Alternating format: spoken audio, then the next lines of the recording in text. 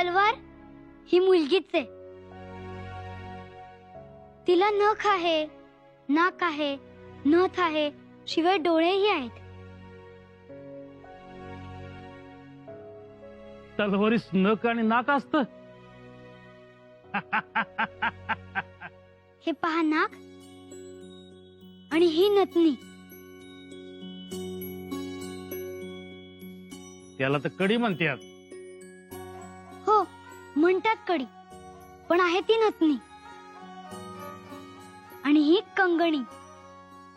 अगं बाई, तलवारीला कंगणी बी असते? हो, ही कंगणी, हे फूल आणि हा मोगरा. ही कंठी, हा गळा आणि हा कठोरा. हे जनेऊ आणि हा पुतळा. आणि ह्याला म्हणतात चौक. आणि चौकाच्या खाली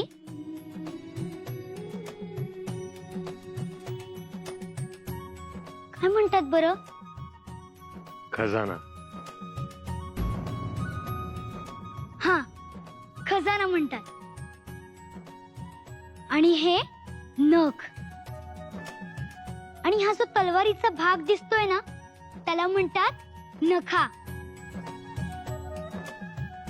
हे सुचिन्ह.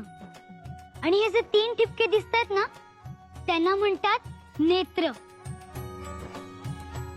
आणि ही धार.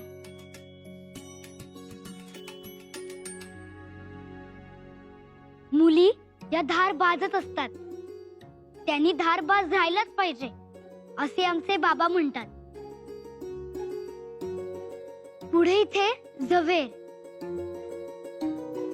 आणि ह्याला म्हणतात, काय म्हणतात बऱ्या भागास? पिपळा.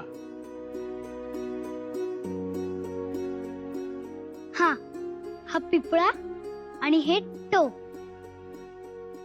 मुलीची सगळी लक्षणं ही तलवारीतच आहे.